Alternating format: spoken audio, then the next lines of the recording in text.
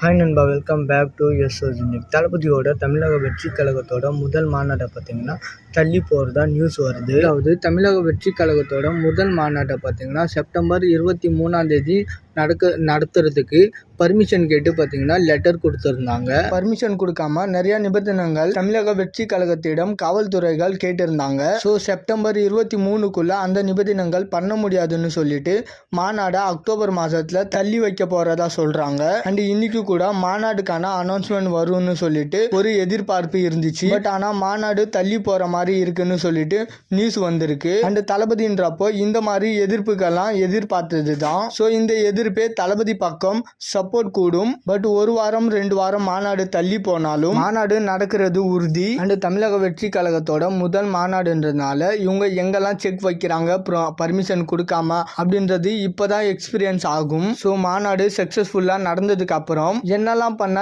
ஈஸியா பர்மிஷன் கிடைக்கும் அப்படின்றதுலாம் தெரிஞ்சிடும். அதனால இந்த மாநாடு நடத்தி முடிக்கிறது தான் சிரமம். அண்ட் மோஸ்ட்லி அக்டோபர் 15 தள்ளி போகலாம்னு சொல்றாங்க. அண்ட் செப்டம்பர் 23 மாநாடு இல்லை, இன்னொரு தேதிக்கு மாநாடை மாத்துறோம் அப்படின்ற மாதிரி விழுப்புரம் காவல்துறைக்கு லெட்டருமே கொடுத்திருக்காங்க. ஸோ சீக்கிரமாவே தளபதி சைடுல இருந்து அதுக்கான அதிகாரப்பூர்வமான அறிவிப்பு வரும்னு நினைக்கிறேன். அண்ட் இந்த மாதிரி மாநாடு தள்ளி போறதால தளபதி 69 ஷூட்டிங் வேற தள்ளி போகுது. ஏன்னா அக்டோபர்ல தான் ஷூட்க்கு பிளான் பண்ணியிருந்தாங்க. ஸோ இப்போ எல்லாமே ரீஃபில் ஆகுது. ஓகே நண்பா, பொலிட்டிக்கல்னா இப்படிதான் இருக்கும். ஸோ இன்னும் போக போக இதை தாண்டி பார்க்க வேண்டியது நிறைய இருக்கு. ஸோ ரெடியா இருப்போம். ஓகே நண்பா, இது மாதிரி தளபதி பற்றின அப்டேட் தெரிஞ்சுக்க மறக்காம எஸ்எஸ் யூனிக் சேனலை சப்ஸ்கிரைப் பண்ணி சப்போர்ட் பண்ணுங்க.